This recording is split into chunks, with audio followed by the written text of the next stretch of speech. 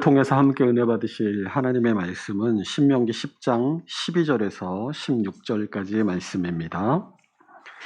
구약성경 277페이지 신명기 10장 12절에서 16절까지의 말씀을 함께 보도록 하겠습니다. 이스라엘아, 내 하나님 여호와께서 내게 요구하시는 것이 무엇이냐? 곧 내 하나님 여호와를 경외하여 그의 모든 도를 행하고 그를 사랑하여 마음을 다하고 뜻을 다하여 내 하나님 여호와를 섬기고 내가 오늘 내 행복을 위하여 내게 명하는 여호와의 명령과 규례를 지킬 것이 아니냐. 하늘과 모든 하늘의 하늘과 땅과 그 위의 만물은 본래 내 하나님 여호와께 속한 것이로되 여호와께서 오직 내 조상들을 기뻐하시고 그들을 사랑하사 그들의 후손인 너희를 만민 중에서 택하셨음이 오늘과 같으니라. 그러므로 너희는 마음의 할례를 행하고 다시는 목을 곧게 하지 말라. 아멘. 지난 시간에 우리는 처음과 같은 두 돌판이라는 제목으로 하나님께서 십계명 두 돌판을 다시 주신 사건에 대해서 함께 살펴보았습니다. 모세는 이 사건을 통해서 하나님과 이스라엘 백성 사이의 언약이 이스라엘 백성들의 금송아지 숭배의 사건으로 깨어지고 반역과 불순종의 역사가 계속 반복되었음에도 하나님은 홀로 신실하게 그 언약을 지키고 이끌어 가신다라는 것을 말씀을 드렸습니다. 그래서 언약에 있어서 진짜 중요한 것은 하나님의 의지다라고 말씀을 드렸죠. 우리의 어떠함과는 상관없이 하나님께서 우리를 구원하시기로 작정한 그 하나님의 의지가 우리의 거역과 불순종에도 우리를 마침내 구원에 이르게 하는 동력이다라고 말씀을 드렸습니다. 그 하나님의 신실하심으로 언약의 약속대로 예수 그리스도께서 이 땅에 태어나시고 하나님의 구원의 계획을 성취하심으로 우리가 마침내 구원을 받게 된 줄로 믿습니다. 이처럼 우리를 끝까지 놓지 않으시고 구원을 이루신 하나님께서 바로 우리의 아버지이시기에 장차 우리의 구원이 완성되는 그날까지도 우리를 반드시 구원의 완성의 자리, 복된 자리에 있게 하실 줄을 우리는 확신할 수 있는 줄로 믿습니다. 오늘 본문으로 돌아와 보면 모세가 오늘 본문을 통해서 이스라엘 백성들에게 요청하고 있는 것이 무엇입니까? 12절과 13절을 통해서 모세는 이스라엘 백성들이 신실하신 하나님 앞에 지켜야 할 것을 두 가지로 우리에게 알려주고 있습니다. 첫 번째는 12절 하반절에 내 하나님 여호와를 경외하여 그의 모든 도를 행하고 그를 사랑하며 마음을 다하고 뜻을 다하여 내 하나님 여호와를 섬기라 라고 말씀합니다. 히터를 좀 끌게요.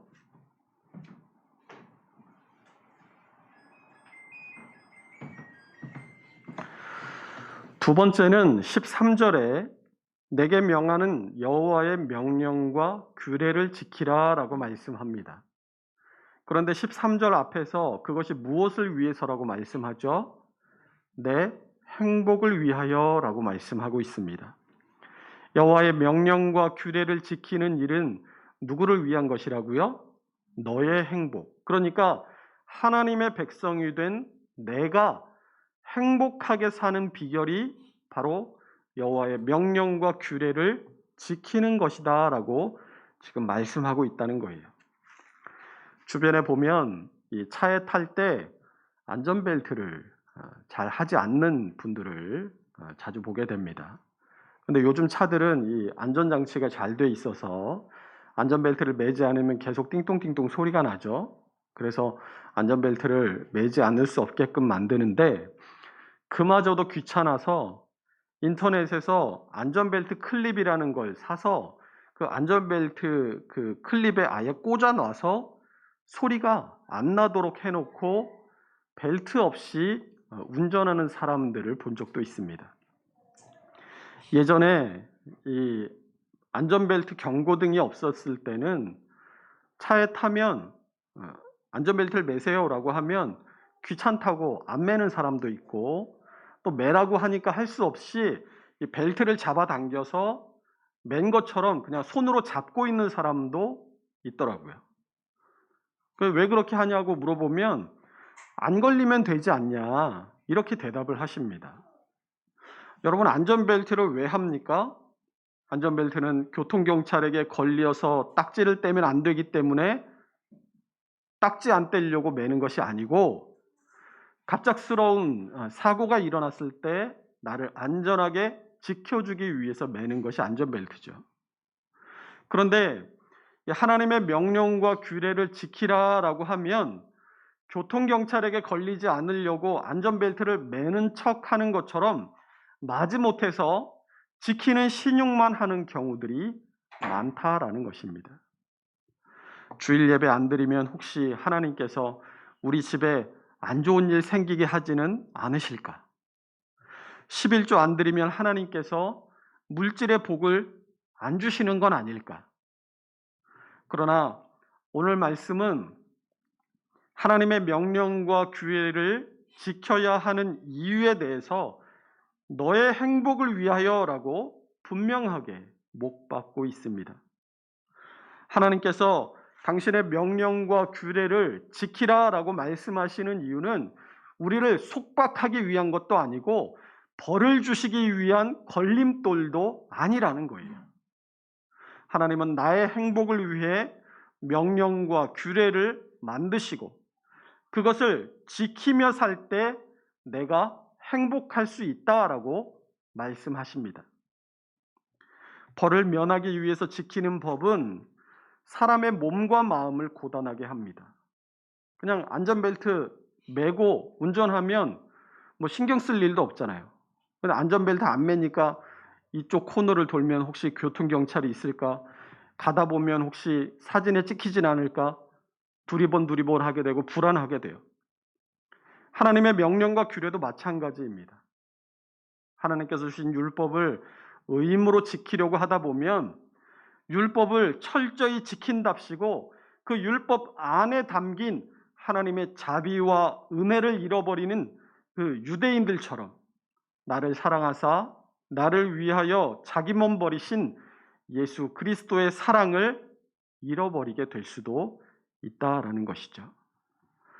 예수님께서 요한복음 7장 23절에서 모세의 율법을 범하지 아니하려고 사람이 안식일에도 할례 받는 일이 있거든 내가 안식일에 사람의 전신을 건전하게 한 것으로 너희가 내게 노여워하느냐라고 말씀하신 적이 있습니다. 예수님은 요한복음 5장에서 베데스다 연못에 38년 된 병자를 안식일 날 고치신 일이 있었습니다. 요한복음 5장 9절입니다. 그 사람이 곧 나와서 자리를 들고 걸어가니라. 이 날은 안식일이니. 유대인들은 이 예수님께서 안식일 날 이 병자를 고치신 일로 예수님을 박해하기 시작했습니다. 요한복음 5장 16절입니다. 그러므로 안식일에 이러한 일을 행하신다 하여 유대인들이 예수를 박해하게 된지라. 유대인들이 예수님을 비난하는 이유는 이거예요. 왜 굳이 안식일 날 병을 고치냐라는 겁니다. 38년이나 병자로 살아왔는데 안식일 날 하루 지나서 하루 더 병자로 산다는 게 뭐가 그렇게 크게 달라지냐라는 거예요. 유대인들은 예수님께서 38년 된 병자에게 오늘은 안식일이니까 집에 가서 하루만 자고 내일 이 시간에 다시 여기로 와라. 내가 내일 너를 고쳐주마. 그렇게 말했다면 안식일도 범하지 않고 병자도 고치고 얼마나 좋냐는 거예요. 일리가 있죠? 아닙니까?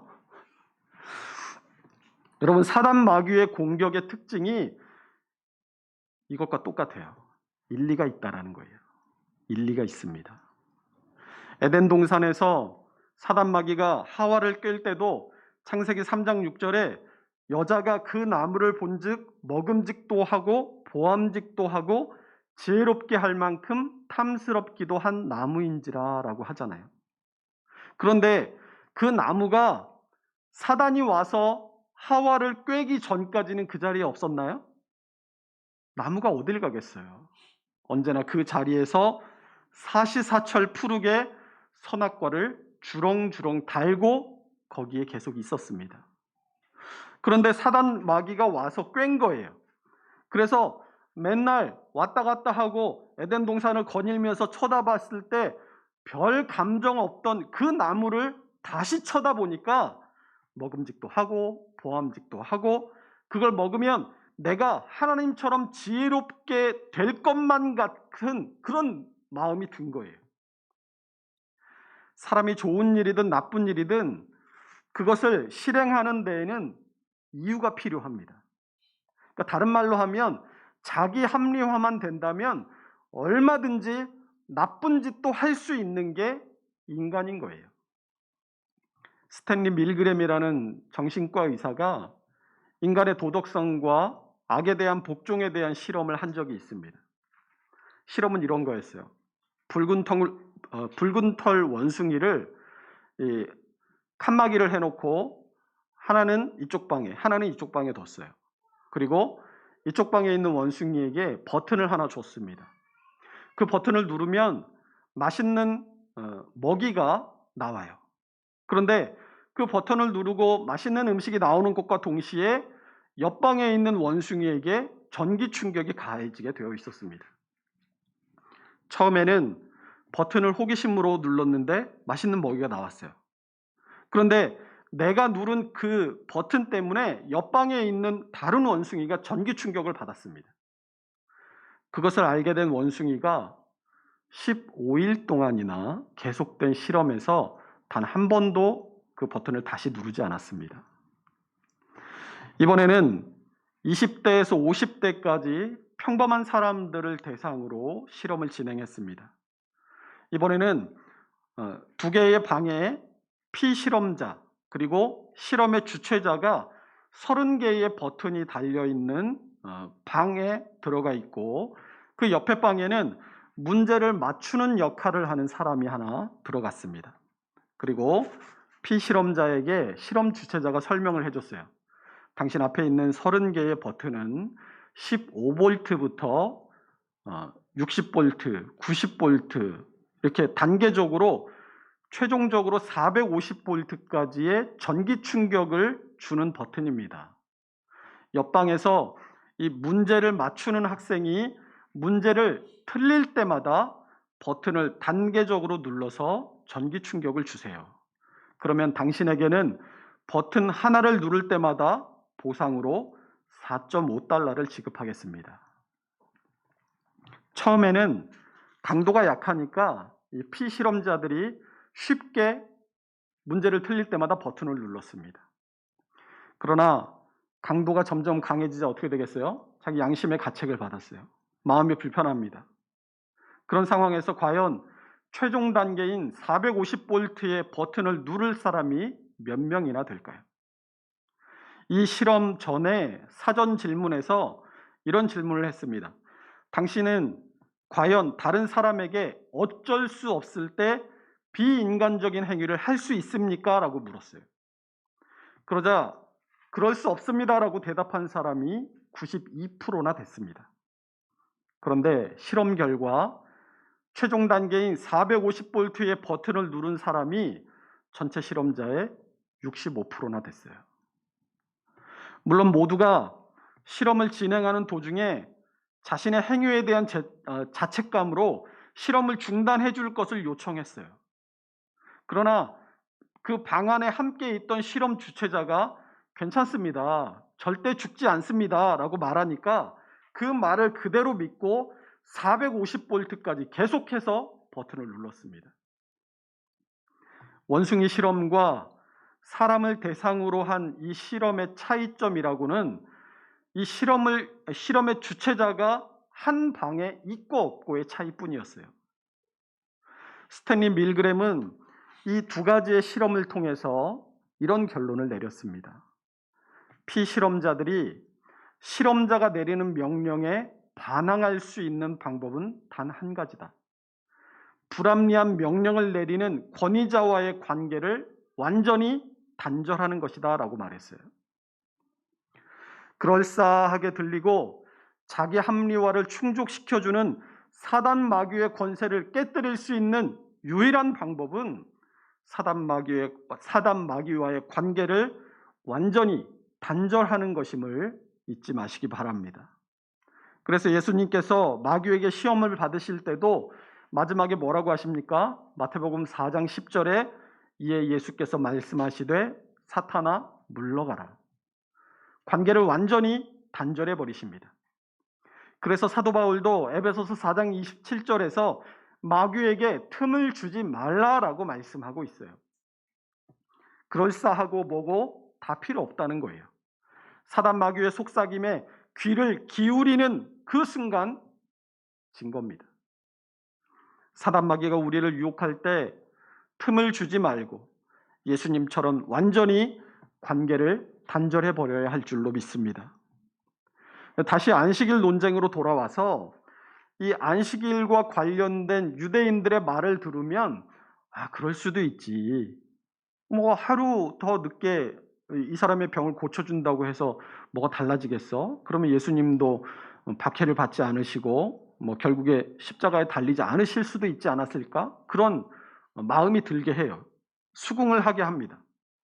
그런데 이 안식일과 관련된 논쟁의 또 다른 사건을 보면 이 유대인들의 생각이 틀렸다라는 것을 알게 됩니다. 누가복음 13장에서 예수님께서 18해 동안 귀신에 들려서 몸이 오그라든 여인을 안식일날 고치신 사건이 등장해요. 예수님께서 그 여인을 고치자 유대인들이 분을 냅니다. 우리 누가복음 13장 14절 함께 읽어봅니다. 회당장이 예수께서 안식일에 병 고치는 것을 분내어 무리에게 이르되 일할 날이 엿새가 있으니 그동안에 와서 고침을 받을 것이요 안식일에는 하지 말 것이니라 하거늘. 그래서 예수님께서 15절과 16절을 통해서 대답하십니다. 우리 함께 읽어보겠습니다. 주께서 대답하여 이르시되 외식하는 자들아 너희가 각각 안식일에 자기의 소나 나귀를 외양간에서 풀어내어 이끌고 가서 물을 먹이지 아니하느냐. 그러면 18해 동안 사탄에게 매임받은 이 아브라함의 딸을 안식일에 이 매임에서 푸는 것이 합당하지 아니하냐. 하나님께서 안식일을 만드시고 그것을 지키게 하신 이유를 예수님께서 마가복음 2장 27절을 통해서 분명하게 말씀하세요. 또 이르시되 안식일이 사람을 위하여 있는 것이요 사람이 안식일을 위하여 있는 것이 아니니.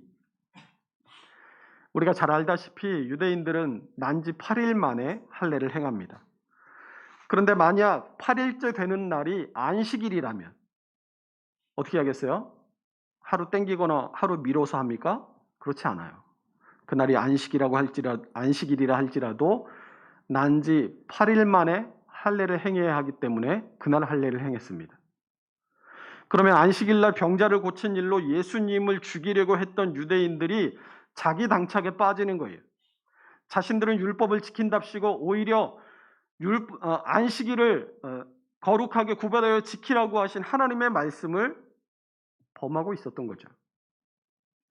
유대인들은 그러니까 마치 교통경찰에 걸리지만 않도록 안전벨트를 끼우지 않고 그냥 손에만 잡고 있었던 거예요. 왜 안전벨트를 해야 되는지를 모르니까 또 알려고 하지도 않으니까 그냥 법이라고 생각하고 그 법에만 걸리지 않도록 교묘하게 자신을 속이고 있었던 거죠. 왜요? 그게 자기의 행복을 위해서라고 한 번도 생각해 보지 않았기 때문이에요. 안전벨트 매는 게 사고가 났을 때 내 생명을 지켜준다라고 생각하지 않았기 때문에 그걸 붙들고 있는 것처럼 하나님의 율법을 지키는 것이 나의 행복을 위한 것이로구나라는 것을 모르니까 그걸 하나님의 명령과 규례를 그냥 지키는 척하고 살았다라는 거예요. 하나님께서 우리를 얽어매고 속박하시려고 지키기 어려운 명령과 규례를 우리에게 주셨다라고 생각해서는 안 됩니다. 하나님이 명령과 규례를 우리에게 주시고 그것을 지키라고 명하신 것은 우리를 위한 것임을 깨달아야 한다는 거예요. 하나님은 본래 인간을 어떤 존재로 만드셨어요? 하나님과 친밀하게 교제하며 복되게 사는 존재로 만드셨어요. 그런 인간이 하나님께 반역하고 범죄해서 사망의 길로 돌아섰을 때 하나님과의 인격적인 교제, 친밀한 관계가 완전히 단절되었습니다. 그 가운데에서 하나님께서 구원의 계획을 세우시고 아브라함을 부르시고 아브라함의 후손을 통해서 하나님 백성 삼으시고 그들에게 율법을 주신 것은 하나님의 명령과 규례를 지킴으로써 반역하고 범죄함으로 하나님과 끊어져 완전히 단절되어서 사망의 길을 가던 우리를 다시 회복시키시기 위해서, 다시 살리시기 위해서인 것입니다. 이처럼 하나님의 명령과 규례를 지키는 것은 하나님을 위한 것이 아니라 바로 우리의 구원을 위해 마련한 하나님의 구원의 방편임을 깨달아야 하는 거예요. 우리가 이 하나님의 명령과 규례를 지키는 것을 통해서 지켜보면 어떻게 돼요? 이거 아무리 노력해도 안 지켜지는구나. 내가 할 수 없구나. 내가 할 수 없으니까 어떻게 해야 돼요? 내가 내 구원을 이룰 수 없으니까 내 밖에서 나의 구원을 찾아야 되잖아요. 그러니까 나를 의지하는 것이 아니라 하나님을 의지하게 돼요. 하나님을 찾게 돼요. 그래서 이 하나님의 율법을 통해서 나 자신의 무능을 깨닫고 내가 구원받기 위해서는 하나님의 뜻에 순종해야 되는구나 하는 것을 알게 되고 마침내 예수 그리스도를 통해 우리에게 활짝 열어주신 은혜의 길, 믿음의 길을 따라 구원으로 가게 하시고 하나님과 복된 교제를 회복시키셔서 우리로 하여금 하나님께서 우리를 본래 만드셨던 복된 인생을 살게 하시려는 것이 하나님께서 우리에게 명령과 규례를 주신 이유라는 것을 잊지 마시기 바랍니다. 지금 모세의 설교를 듣고 있는 이스라엘 백성들에게 이 하나님께서 어떤 분이세요? 이스라엘 백성들이 광야 40년간 경험해서 알게 된 하나님이세요. 그들의 삶을 통해 40년간 그들과 동행하시고 그들을 인도하시고 그들의 삶을 통해 자기가 직접 체험한 하나님이세요. 오늘 본문의 핵심은 그러니까 이겁니다. 이렇게까지 너희를 사랑하시고 한번 약속하신 언약을 끝까지 신실하게 지키시는 하나님에 대해서 너희가 어떤 태도를 취하는 것이 맞냐라는 겁니다. 이런 이해를 가지고 오늘 본문 12절과 13절 말씀을 우리 다시 한번 읽어보겠습니다. 이스라엘아, 내 하나님 여호와께서 내게 요구하시는 것이 무엇이냐? 곧 내 하나님 여호와를 경외하여 그의 모든 도를 행하고 그를 사랑하며 마음을 다하고 뜻을 다하여 내 하나님 여호와를 섬기고 내가 오늘 내 행복을 위하여 내게 명하는 여호와의 명령과 규례를 지킬 것이 아니냐. 지금 모세의 외침이 들리는 것 같지 않으십니까? 하나님께서 너희들에게 이렇게까지 하시는데 너희가 사람이라면 하나님의 명령을 지켜야 돼, 안 지켜야 돼, 이렇게 얘기하고 계시는 거예요. 그래서 결론적으로 16절에서 그러므로 너희는 마음의 할례를 행하고 다시는 목을 곧게 하지 말라라고 말씀합니다. 다시는 목을 곧게 하지 말라고 하죠. 너희가 이제 가나안 땅에 들어가고 그곳에서 하나님의 복을 받아 사는 것은 전적으로 다 하나님의 은혜니까 교만하지 말라. 교만하지 말고 하나님의 뜻에 겸손하게 순종하고 사람들에게 친절하게 대하라라고 말씀하는 거예요. 여기까지는 이해가 되는데 16절 앞에 보면 그러므로 너희는 마음의 할례를 행하고 라고 말씀합니다. 이 할례를 마음에 하라는 의미가 무슨 의미일까요? 할례는 이스라엘 백성들이 하나님과의 언약 관계 안에 있다라는 것을 자신의 몸에 표시하는 외적인 징표입니다. 창세기 17장 9절에서 11절 우리 함께 읽어보겠습니다.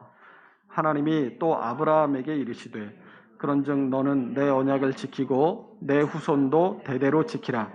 너희 중 남자는 다 할례를 받으라. 이것이 나와 너희와 너희 후손 사이에 지킬 내 언약이니라. 너희는 포피를 베어라. 이것이 나와 너희 사이의 언약의 표징이니라. 이 할례와 같은 외적인 표징이 오늘날의 세례입니다. 세례 역시 하나님의 자녀가 내가 하나님의 자녀가 되었음을 교회와 세상에 선포하는 외적인 표징이에요. 그런데 잘 보세요. 할례와 세례가 모두 하나님과의 언약 관계 안에 있다라는 것을 외적으로 드러내는 것이라고 한다면 세례 받으면 하나님의 자녀가 된 거죠. 그러니까 세례 받은 사람은 다 구원 받습니까? 세례 받은 사람 다 구원 받아요, 못 받아요? 대답을 해보세요. 세례 받으면 구원 받습니까, 못 받습니까? 아니라는 거예요. 난지 8일 만에 할례를 받았다고 해서 혹은 유아 세례를 받았거나 교회 다닌 지 1년이 돼서 세례를 받았다고 해서 장차에도 그 사람이 믿음을 유지할 수 있을 거라고 누가 보장할 수 있습니까? 밖에 나가보세요. 교회 안 다니는 사람들한테 한번 물어보세요. 교회 다닌 적 있냐고. 대부분이 교회를 다녀본 한 번이라도 교회를 다녀본 경험이 있거나 부모님 때문에 유아 세례를 받았거나 혹은 주일학교 학생회를 지나면서 세례를 받았거나 남자들 같은 경우에는 군대에서 진중 세례를 받은 경험이 있는 사람을 흔하게 만날 수 있습니다. 그러니까 할례나 세례는 구원의 보증이 되지 못한다는 거예요. 할례나 세례의 효능은 단지 내가 하나님을 믿습니다 하는 믿음의 외적인 표현일 뿐인 거예요. 그 사람의 마음 안에 진짜 하나님이 계시는지, 그 사람이 하나님을 진짜 믿고 있는지 안 믿고 있는지는 누구만 알아요? 하나님만 아세요. 그래서 믿는 사람들의 공동체인 교회도 유형교회와 무형교회가 있다라고 말합니다. 이것을 좀 어려운 말로 가견적 교회와 불가견적 교회라고 얘기해요. 가견적 교회는 한자어 그대로 눈에 보이는 교회예요. 눈에 보이는 교회라고 하니까 이 교회 건물, 우리 눈에 보이는 교회 건물 이거 생각하는 분들이 있는데 그게 아니고 눈에 보이는 우리 교회의 구성원들, 성도 한 사람 한 사람, 이 성도를 가견적 교회, 유형 교회라고 말을 합니다. 그러면 눈에 보이는 교회가 있다라는 것은 눈에 보이지 않는 교회도 있다라는 말이죠. 그것을 불가견적 교회, 무형교회라고 이야기합니다. 우리 눈에는 보이지 않지만 하나님께서 택하시고 부르셔서 교회의 구성원으로 삼으신 참 성도를 말합니다. 사실 우리는 외형적으로 교회에 출석하는 사람들을 눈으로 보고 또 그들의 삶을 보면서 그 삶에 나타나는 영적인 변화들의 증거들을 볼 수 있을 뿐이지 실제로 우리가 그 사람 마음을 들여다보지 못하잖아요. 그러니까 그 사람의 마음이나 그 사람의 영적인 상태를 우리가 알 수 없기 때문에 누가 참 신자인지 누가 거짓 신자인지를 구분할 수 없어요. 그러나 하나님께서는 자기 백성을 아신다라고 말씀하십니다. 우리 디모데후서 2장 19절 함께 읽어보겠습니다. 그러나 하나님의 견고한 터는 섰으니 인침이 있어 일러스되 주께서 자기 백성을 아신다 하며 또 주의 이름을 부르는 자마다 불의에서 떠날지어다 하였느니라. 아멘. 그래서 예수님께서도 알곡과 가라지 비유를 통해서 마태복음 13장 30절에서 둘 다 추수 때까지 함께 자라게 두라. 추수 때에 내가 추수꾼들에게 말하기를 가라지는 먼저 거두어 불사르게 단으로 묶고 곡식은 모아 내 곡간에 넣으라 하리라 라고 이 땅의 교회 안에 알곡과 가라지가 계속해서 함께 있을 것이지만 마지막 심판 날에는 그것을 하나님께서 구별하리라라고 말씀하십니다. 이렇게 할례나 세례는 외적으로 드러나는 믿음의 표현일 뿐 그것이 구원의 보증이 되는 것이 아니에요. 그래서 예레미야 선지자도 양심이 올바르지 못하면 할례가 무의미하다라고 말했습니다. 예레미야 4장 4절 말씀 함께 보겠습니다. 유다인과 예루살렘 주민들아, 너희는 스스로 할례를 행하여 너희 마음 가죽을 베고 나 여호와께 속하라. 그리하지 아니하면 너희 악행으로 말미암아 나의 분노가 불같이 일어나 사르리니 그것을 끌 자가 없으리라.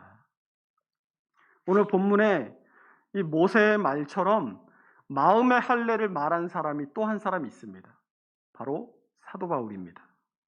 사도 바울은 로마서 2장 29절에서 마음의 할례를 말합니다. 우리 함께 읽어보겠습니다. 오직 이면적 유대인이 유대인이며 할례는 마음에 할지니 영에 있고 율법 조문에 있지 아니한 것이라. 그 칭찬이 사람에게서가 아니요 다만 하나님에게서니라. 아멘. 사도 바울이 마음의 할례를 말한 배경은 교회 안에서 유대인 신자들이 이방인 신자들에게 너희 구원받으려면 예수님 믿는 것으로는 부족해. 너희 할례 받아야 돼 하고 율법주의를 강요했기 때문이었어요. 그래서 사도 바울은 이 교회 안에 있는 율법주의자들을 향해서 내가 율법을 자랑하면서 율법을 범해서 하나님을 욕되게 하느냐라고 반문합니다. 그리고 로마서 2장 25절을 통해서 내가 율법을 행하면 할례가 유익하나 만일 율법을 범하면 내 할례는 무할례가 되느니라 라고 말씀합니다. 이게 뭔 말이냐면 할례는 율법을 행할 때나 의미가 있다라는 말이에요. 하나님의 율법, 하나님의 뜻대로 온전히 행하며 살 때 하나님 믿는다는 외적인 표징이 의미가 있는 것이지 하나님의 백성이라고 하면서도 하나님의 뜻대로 살지 않는다면 세상 사람들로부터 손가락질을 받게 될 뿐이라는 얘기예요. 우리가 세례를 받음으로 내가 하나님을 믿는 사람이라고 교회와 세상 사람들에게 공개적으로 나 자신의 믿음을 드러냈어요. 또 어디를 가든 사람들한테 나는 예수 믿습니다라고 말했어요. 그런데 말은 그렇게 해놓고 삶이 그렇지 않다면 세상 사람들로부터 무슨 소리를 듣겠냐는 거예요. 예수 믿는다고 동네방네 이웃과 내가 아는 사람들한테 다 말해놨는데 하는 짓은 세상 사람들과 똑같거나 오히려 세상 사람보다 못한 인격적이고 도덕적 수준을 가지고 살아간다면 사람들이 뭐라고 얘기하겠습니까? 어이구, 저런 것도 교회 다닌다고. 내가 절에서 교회 안 나가.